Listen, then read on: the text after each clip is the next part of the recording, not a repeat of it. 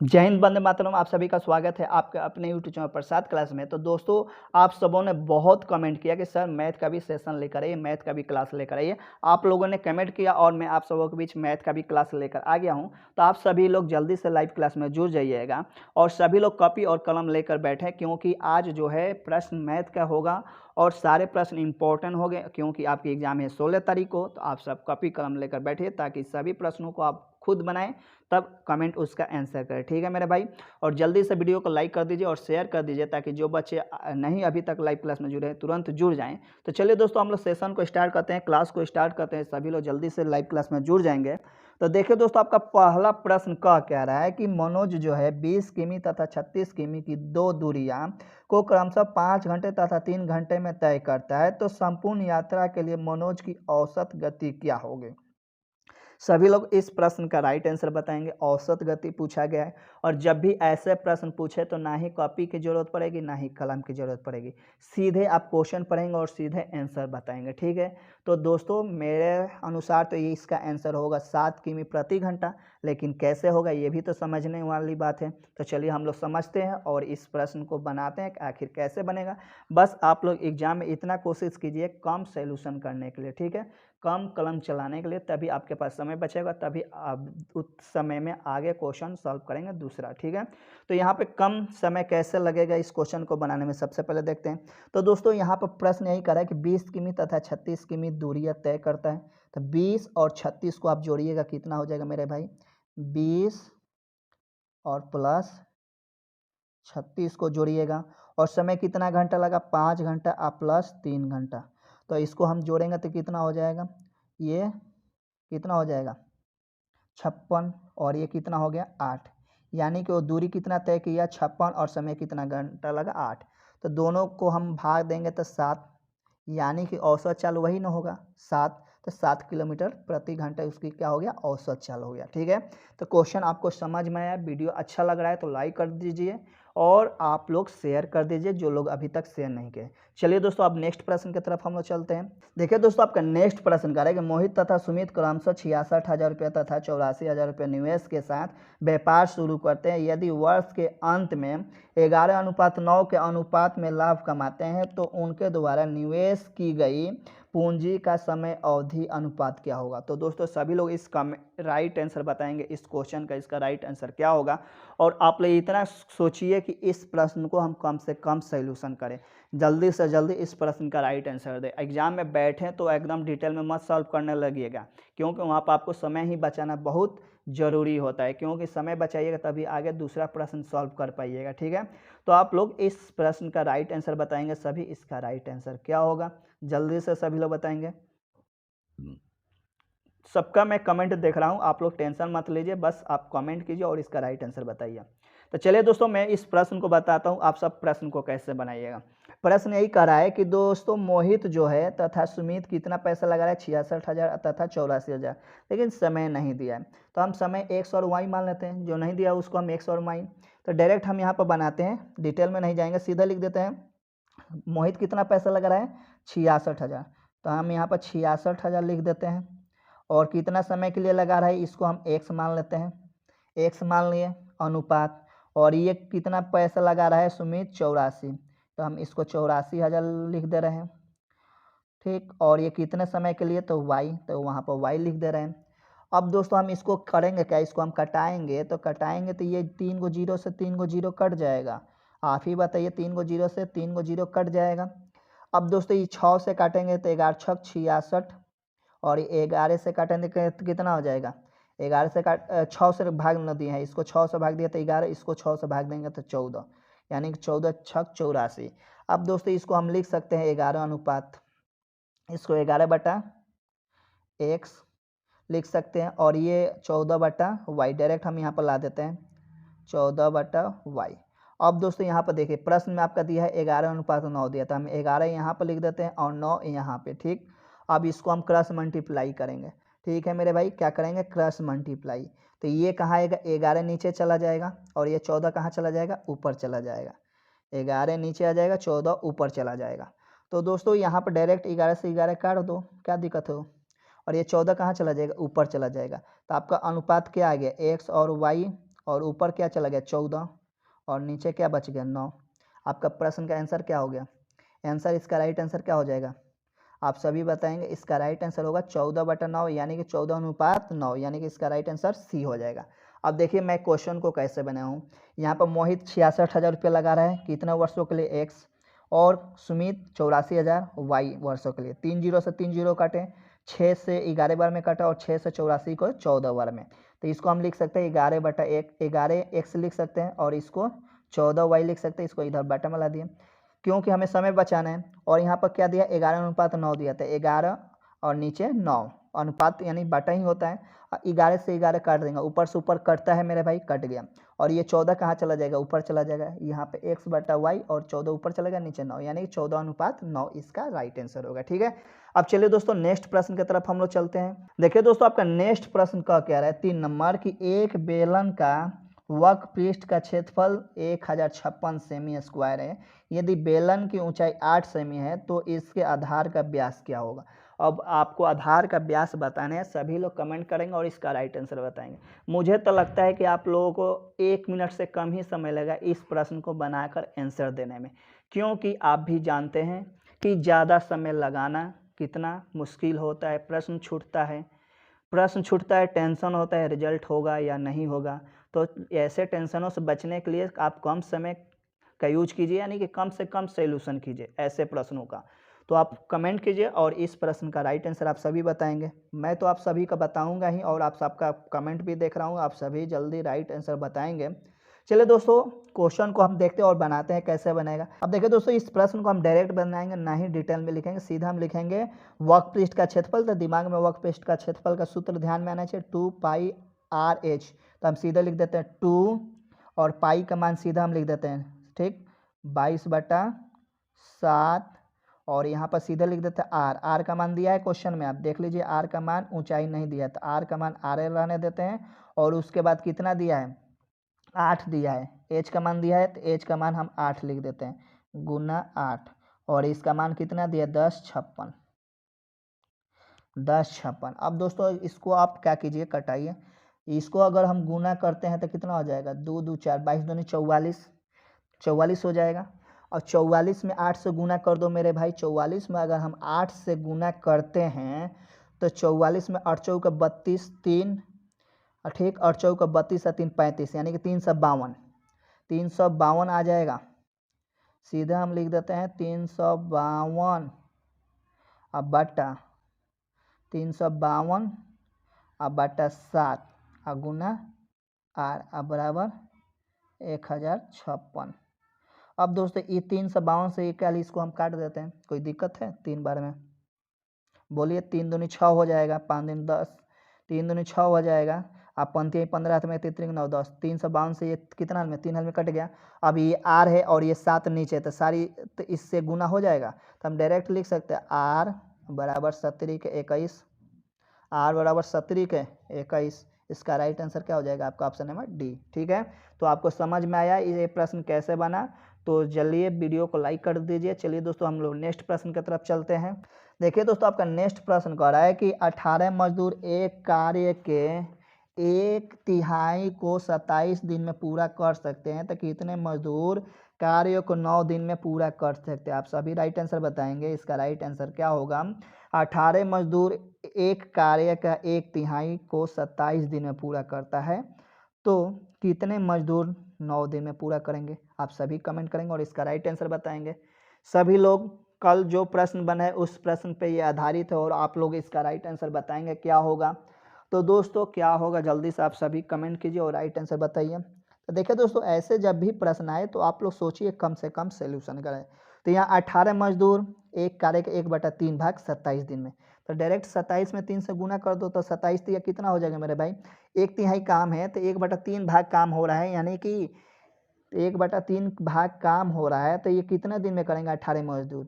तो 27 तो 81 पूरा काम कितने दिन में करेंगे? पूरा काम निकालेंगे ना सबसे पहले। तो पूरा काम निकालने के लिए हम 27 में 3 से गुना करेंगे तभी तो 18 मजदूर निकालेंगे, यानी कि 18 ही मजदूर हो गया। और ये 27 तो कितना हो गया 81, ये 81 दिनों में काम करेंगे पूरा काम। ठीक, 18 मजदूर 81 दिनों में पूरा काम कर देंगे। अब यही प्रश्न आपसे पूछा गया है कि 9 दिनों में कितना मजदूर, तो मजदूर के लिए हम x मान लेते हैं और दिन कितना है 9।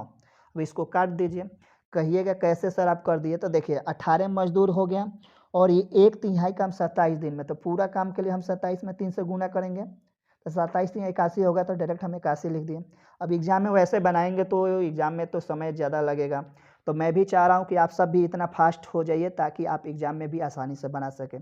ठीक है मेरे भाई, अब 9 से काट दीजिए, 9 9 81 कट जाएगा, 18 9 62, यानी कि x का मान कितना आ गया आपका 162। तो कितना मजदूर लगेंगे 162, इसका राइट आंसर क्या हो जाएगा बी हो जाएगा। अगर आपको ये क्वेश्चन समझ में आए तो लाइक कीजिए सभी लोग। चलिए दोस्तों अब नेक्स्ट प्रश्न की तरफ हम लोग चलते हैं। धीरे धीरे सब आप लोगों को दिक्कत आज तो हो रहा है क्योंकि आज दूसरा दिन क्लास है और यहाँ पे आप लोगों को थोड़ा दिक्कत होगा, लेकिन आप टेंशन मत लीजिए, धीरे धीरे सब ठीक हो जाएगा। देखिए दोस्तों नेक्स्ट प्रश्न करा है आपका कि यदि देश द्वारा प्राप्त वार्षिक बर्फबारी 700 सेमी है तो S2 S6 और S7 की औसत वार्षिक बर्फबारी क्या होगा। आप सभी लोग कमेंट करेंगे इसका राइट आंसर क्या होगा, जल्दी से सभी लोग राइट आंसर बताएंगे इसका राइट आंसर क्या होगा सभी लोग। तो देखिए दोस्तों आपको 3 का ही औसत निकालना है, तो तीनों को सबसे पहले आप जोड़ लीजिए जो बर्फबारी हुआ है, तो हम जोड़ लेते हैं। S2 में कितना हुआ है 15% हुआ है, S6 में 14, तो 15 14 कितना हो गया 29% हो गया, और S7 में 25, तो 29 और 25 30, अब 50 4 54%, टोटल कितना हो गया 54%। तो हम इसको लिख सकते हैं 54 और परसेंटेज के लिए कितना कर देंगे 100, परसेंटेज हटेगा तो 100, और टोटल कितना है 700 है, 700 है। अब इसको काट दीजिए, 1 0 से 1 0, 1 0 से 1 0, यानी कि 2 0 से 2 0 कट गया। अब 54 गुने 7 हो जाएगा। अब 54 गुने 7, तो हम इसको गुना नहीं करेंगे, 54 गुना 7, और तो औसत निकालना है, तो औसत निकालने के लिए क्या है S2 S6 और S7, यानी कितनी से है 3 दिनों का निकालना है। तो यहाँ पर 3 से डिवाइड कर देंगे, 3 से डिवाइड कीजिए, तो 3 से कटेगा, ये काटिए कितना बार में कटेगा 3 से आप काट सकते हैं, तो 3 से ये कटेगा कि नहीं कटेगा, 3 से एक बार में जाएगा, ठीक, बचेगा 2 8 1 14, यानी कि 18 बार में 3 से 54 कट जाएगा। 18 7 कितना हो गया 18 7 26, से यानी कि कितना आ गया आपका आंसर 126 आ गया। कितना आ गया मेरे भाई 126, 126 सेमी। तो इसका राइट आंसर क्या हो जाएगा आपका 126 सेमी। औसत निकालने के लिए बात हुआ था, तो सबसे पहले जो बर्फबारी हुआ उसको हमने जोड़ा। पहले S2 में कितना परसेंट हुआ था 15%, S6 में 14% और S7 में 25%। तीनों को हम जोड़े तो 54%, परसेंटेज में से हटाएं तो नीचे 100 और गुना 700, यानी कि टोटल यहाँ पर 700 दिया तो 700, 2 0 से 2 0, 54 गुने 7 लिख दिए। औसत निकालने के लिए संख्याओं से भाग देते हैं, यानी 3 है तो 3 से भाग देंगे, तो 3 से भाग दिया तो 18, 18 7 26, से यानी कि कितना आ गया 126 सेमी आएगा। ठीक है मेरे भाई, तो इसका राइट आंसर हो जाएगा। अब चलिए दोस्तों नेक्स्ट प्रश्न की तरफ हम चलते हैं। देखिए दोस्तों आपका नेक्स्ट प्रश्न करें कि यदि 6 लगातार सम संख्याओं का औसत 11 है तो उनमें से सबसे छोटी संख्या क्या होगी। सभी लोग कमेंट करेंगे इसका राइट आंसर बताएंगे इसका राइट आंसर क्या होगा। सभी लोग कमेंट करेंगे इसका राइट आंसर, सभी लोग बताना है। यदि 6 लगातार सम संख्याओं का औसत 11 है तो उनमें से सबसे छोटी संख्या क्या होगी। तो सबसे छोटी संख्या बोल रहा है, तो आप सभी बताएंगे इसका राइट आंसर क्या होगा। देखिए दोस्तों सबसे पहले सम संख्या आप लोग लिख लीजिए। तो सम संख्या में क्या आ जाएगा 1 आ जाएगा, 3 आ जाएगा, 5 आ जाएगा, 6 ठो हमको लेना है। तो हम ले लेते हैं x माइनस 5, 1 हो गया, सभी को जोड़ेंगे, x माइनस 5, x माइनस 3 और x minus 1, x minus 1 plus, फिर हम यहाँ इधर लिख लेते हैं x माइनस, उसके बाद फिर ले लेते हैं हम x प्लस 5, x प्लस 3 और x प्लस 1। ठीक, अब अगर इस सभी को हम जोड़ते हैं तो कितना आ जाएगा, सभी को जोड़िए, ये 5 से 5 कट जाएगा, 3 से 3 कट जाएगा, 3 से 3 कट जाएगा, 1 से 1 कट जाएगा, तो क्या बचेगा आपका सिर्फ 6, क्या बचेगा आपका 6x। ठीक, और टोटल कितना है आपका दिया है प्रश्न में 11 दिया, औसत कितना दिया तो बराबर में 11 रखेंगे। ठीक, 6x बराबर 11 रख लिए, और उसके बाद यानी औसत पूछा है ना, तो टोटल संख्या क्या है, सम संख्या को सम संख्या के बारे में बताना है 6, तो हम 6 से डिवाइड करेंगे, तो ये 6 से 6 कट जाएगा, तो x बराबर क्या आ गया 11, यानी कि x का मान क्या आ गया 11 आ गया। ठीक, तो इसका राइट आंसर क्या हो जाएगा आपका 11 हो जाएगा। लेकिन आपसे पूछा क्या है सबसे छोटी सम संख्या, तो सबसे छोटी सम संख्या क्या है x माइनस 5 है। x माइनस क्या है आपका सबसे छोटी सम संख्या क्या है x माइनस 5 है, तो x माइनस 5 यानी कि x का मान 11 है, 11 में से 5 घटाएंगे तो कितना बचेगा, डायरेक्ट हम यहाँ पर लिख देते हैं 6। क्या आपका आंसर 6 होगा, इसका राइट आंसर बी हो जाएगा। अब देखिए दोस्तों, मैं आप लोगों को यहाँ पर समझा देता हूँ फिर से, क्योंकि यहाँ स्पेस थोड़ा दिक्कत हो रहा है, इसलिए मैं यहाँ नीचे लिखा हूँ। देखिए 6 ठो आपको सम संख्या लेना है, तो कोई भी आप सम संख्या ले सकते हैं, इसमें कोई दिक्कत नहीं है। तो हमने लिया x माइनस 5 लिया, फिर प्लस x माइनस 3 लिया, x माइनस 1 लिया, x plus 5, x plus 3, x plus 1। ठीक, इन सभी संख्याओं को हम जोड़ेंगे, टोटल सम संख्या हमारी कितनी है 6 है। ठीक है, तो ये कट जाएगा, 5 से 5 कट जाएगा, 3 से 3 और 1 से 1, क्योंकि एक प्लस एक माइनस से कट जाएगा, बचेगा क्या हमारा 6x बचेगा। और इन टोटल संख्या कितना था 6 था, तो 6 नीचे और औसत 11 दिया था, तो 6 से 6 कट गया, x का मान 11 आ गया, यानी कि इसका राइट आंसर 11 हो जाएगा।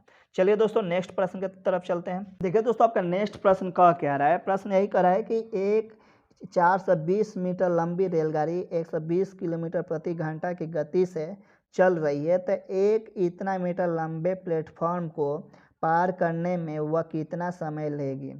तो आपको समय पूछा गया है, तो आपको समय बताना। अब दोस्तों यहाँ ध्यान दीजिए, रेलगाड़ी की लंबाई जो दिया है मीटर में दिया और इसकी चाल किस में दिया है किलोमीटर में, तो सबसे पहले हम चाल को चेंज करेंगे किलोमीटर में। तो चाल को चेंज करने के लिए किलोमीटर में हम क्या करेंगे, 120 जो दिया है गया है किलोमीटर, उसको मीटर प्रति सेकंड में चेंज करने के लिए हम क्या करेंगे 5/18 से गुना करेंगे। तो हम इसको काटेंगे 6 से, तो 36 18 और ये 6 से काटेंगे तो 20, 20 पचे 100, यानी कि हमारा कितना हो जाएगा 100/3 क्या हो जाएगा मीटर प्रति सेकंड हो जाएगा। ठीक, अब दोस्तों यहाँ ध्यान दीजिए, अब कह रहा है कि वो 580 मीटर लंबे प्लेटफॉर्म को कितना देर में पार करेगी। अब मान लीजिए ये प्लेटफॉर्म है, ठीक, ये प्लेटफॉर्म है, और इस प्लेटफॉर्म को पार करने के लिए रेलगाड़ी ये इसकी लंबाई प्लस वो अपनी लंबाई पार करेगी, तभी तो जाकर प्लेटफॉर्म को पार करेगी। तो इन दोनों की लंबाई को हम क्या करेंगे जोड़ेंगे, दोनों की लंबाई को हम क्या करेंगे जोड़ेंगे। तो प्लेटफॉर्म की लंबाई क्या है 580 है, और प्लस इसकी लंबाई ट्रेन की लंबाई 420 है। अगर हम दोनों की लंबाई को हम जोड़ते हैं तो कितना आ जाएगा 1000। दोनों की लंबाई अगर हम जोड़ते हैं तो कितनी आ जाता है 1000 मीटर। ठीक, अब दोस्तों इतना मीटर जो है, इतना मीटर दूरी तय करने के लिए ट्रेन को कितना समय लगेगा, तो यहाँ मीटर में दिया, तो इसको हम भाग दे देते हैं इससे डायरेक्ट, तो यहाँ पर 100 आ जाएगा। ठीक, यहाँ पे हम नीचे 100 लिख देंगे, और ये 3 जो है इसके नीचे ना लिखकर हम डायरेक्ट यहाँ पर लिख देंगे। ठीक, तो यहाँ पर हम लिख देंगे, तो यहाँ पर हम इसको लिख देंगे 3, तो डायरेक्ट यहाँ पर हम 3 लिख देते हैं। चलिए गुना 3, अब 2 जीरो से 2 जीरो कट गया, 10 गुना 3 बचा, तो यहाँ पर क्या आ गया 30s, यानी कि 30 सेकंड आ गया, यानी कि इसका राइट आंसर क्या हो जाएगा 30 सेकंड हो जाएगा। ठीक है, चलिए दोस्तों नेक्स्ट प्रश्न की तरफ हम लोग चलते हैं। देखिए दोस्तों, आपका नेक्स्ट प्रश्न है कि एक 10,000 रुपये की राशि साधारण ब्याज पर 15% की वार्षिक दर से पी वर्षों में 16,000 रुपया हो जाती है, तो पी का मान बताएं। यानी कि आपको समय बताना है। ठीक है, आप समय बताइएगा सभी लोग, और कल जो लोग क्लास किए होंगे उनको पता होगा ये प्रश्न कैसे बनेगा। अगर जिनको समय का सूत्र याद होगा वो सभी लोग बना सकते हैं आसानी से, तो आप लोग कोशिश कीजिए कि इसको कम समय में सॉल्व करके जल्दी से आंसर हम कैसे दें। तो आप सब कोशिश कीजिए कि इसको हम कम सोल्यूशन कैसे करें। तो चलिए दोस्तों, इस क्वेश्चन को आप कैसे बनाएगा, सबसे पहले आपको ब्याज निकालना होगा। तो ब्याज क्या होता है, मिश्रधन माइनस मूलधन होता है। तो आपका मूलधन कितना दिया है 10,000, मिश्रधन दिया है 16,000, तो घटाएंगे तो कितना आ जाएगा 6,000। तो हम यहाँ पर हम डायरेक्ट लिख देते हैं 6,000 रुपया लिख देते हैं। ठीक है मेरे भाई, 6,000 रुपया हमने लिख दिया, और उसके बाद गुना, सूत्र क्या होता है समय का, ब्याज गुना क्या होता है 100, तो हमने ब्याज गुना 100 लिख दिया, बटा क्या होता है दर गुने मूलधन, दर कितना दिया है 15, और गुना और मूलधन कितना दिया है 10,000, 10,000, तो हमने 10,000 लिख दिया। अब इससे काटेंगे 15 चौके 60, 15 चौके 60, यानी कि ये कितना आ गया 400 आ गया। ठीक। अब 2 जीरो से 2 जीरो यहाँ कट गया और 2 जीरो से 2 जीरो यहाँ कट गया, तो इसका राइट आंसर क्या आ गया? 4 आ गया, यानी कि समय कितना हो गया? 4 वर्ष। तो इसका राइट आंसर आपका क्या हो गया? 4 वर्ष हो गया। ठीक है मेरे भाई, तो इसका राइट आंसर क्या हो गया? 4 वर्ष। तो इसका राइट आंसर आपका क्या हो जाएगा? 4 वर्ष। तो आप सभी को क्वेश्चन समझ में आया? बोलिए सभी लोग। चलिए दोस्तों नेक्स्ट प्रश्न की तरफ चलते हैं। देखिए दोस्तों आपका नेक्स्ट प्रश्न कह रहा है कि एक थैले में सफ़ेद तथा पीले गेंद क्रमशः 12:17 के अनुपात में है। एक थैले में सफ़ेद तथा पीले गेंद क्रमशः 12:17 के अनुपात में है। यदि कुल गेंदों की संख्या 116 है तो पीले गेंदों की संख्या बताएं। अब पीले गेंदों की संख्या बताएं, प्रायिकता जो लोग पढ़े होंगे उनको पता होगा ये कैसे बनेगा। तो प्रायिकता का सूत्र क्या होता है मेरे भाई? जिसके बारे में पूछता है उसको ऊपर लिख देते हैं, जिसके बारे में पूछता है उसको ऊपर। तो ये पीली पूछा है तो पीला 17 दिया है और सफ़ेद का मान 12 दिया है, तो पीला कितना है? 17 है, पीला 17 और 12। अब दोस्तों देखिए जिसके बारे में पूछेगा वह ऊपर और कुल संख्या नीचे, यानी कि कुल गेंद कितना है? 12 और 17 जोड़ देंगे, 12 और 17 जोड़िएगा तो हम डायरेक्ट लिख दें 7 दूनी 9 और 2 29, टोटल गेंद 29 और पीली संख्या ऊपर और कुल संख्या नीचे। ठीक। अब इसको और उसके बाद कह रहा है कि यदि कुल गेंदों की संख्या कितना दिया है? 116 कुल है गेंद है, और जिसमें ये पीली गेंद है और ये पीली, और इन दोनों का ही नो निकालना है प्रायिकता। तो इसको आप कटा दीजिए, इसका राइट आंसर हो जाएगा। सभी लोग कटा दीजिए और इसका राइट आंसर क्या होगा? तो 29 चौके कितना हो जाएगा? 4 चौके 16 में 1, 4 दूनी 8 29 चौके 4 बार में कट जाएगा, तो 17 चौके कितना आ गया? 68, यानी कि गेंदों की संख्या क्या हो जाएगा? 68। किस गेंदों की? तो पीले गेंदों की संख्या 68। क्वेश्चन एक बार मैं फिर से समझा देता हूँ। एक थैले में सफ़ेद तथा पीले गेंद क्रमशः इतना अनुपात में है यदि कुल गेंदों की संख्या 116 है। अब देखिए दोस्तों जिसके बारे में पूछेगा उसको पहले ऊपर लिख लीजिए। ठीक, ऊपर हम लिख दिए 17 और उसके बाद कौन कौन सी गेंद है? पीली और क्या है? सफ़ेद। इन दोनों को हम जोड़ कर बटा में लिख लेंगे। उसके बाद गुना क्या करेंगे? टोटल गेंदों की संख्या से गुना में लिख देंगे, तो टोटल 116 है और ये पीली और सफ़ेद मिलाकर 29 हो गया। इससे हम काटे 4 बार में, 17 चौका 68, यानी कि इसका राइट आंसर 68। तो ऑप्शन नंबर ये क्या हो जाएगा? ए इसका राइट आंसर हो जाएगा। तो दोस्तों अगर आपको ये क्लास अच्छा लगा तो लाइक कीजिए। अगर आप चाहते हैं कि क्लास कल फिर लेकर आऊँ तो आप सब कमेंट में ज़रूर बताइए कि आप सबको क्लास कैसा लगा, ताकि मैं कल आप सबों के लिए अच्छा प्रश्न आप सबों के बीच लेकर आऊँ, ताकि आपके एग्ज़ाम के लिए यूजफुल हो सके। तो दोस्तों अभी तक वीडियो को लाइक नहीं किया हो तो जल्दी से वीडियो को लाइक कर दीजिए। अगर चैनल को नहीं सब्सक्राइब किए हैं तो चैनल को भी सब्सक्राइब कर बेल आइकन ऑल प्रेस कर दें, ताकि नए वीडियो का नोटिफिकेशन सबसे पहले आप तक पहुँचे। तो दोस्तों ये क्लास कब बजे चलती है आप सबको यही जानना है, तो मैं आपको बता दूं कि ये क्लास आपकी जो चलती है दोपहर में अभी चल रही है 2:30।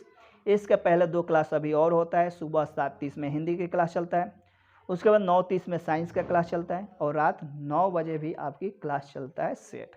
तो आप सब इन सारे क्लासों को देखना चाहते हैं तो चैनल को सब्सक्राइब कर बेल आइकन ऑल प्रेस कर दें, ताकि नए वीडियो का नोटिफिकेशन सबसे पहले आप तक पहुँचे। और टारगेट है बस 16 तारीख को। तो आप लोग अधिक से अधिक संख्या में आइए और आप सब कमेंट करके ज़रूर बताइए क्लास कैसा लगा, ताकि मैं क्लास लेकर आऊँ या ना आऊँ कल, आप सब ज़रूर बताइएगा। तो दोस्तों फिर मिलते हैं नेक्स्ट क्लास के साथ, तब तक के लिए दीजिए इजाज़त। जय हिंद जय भारत।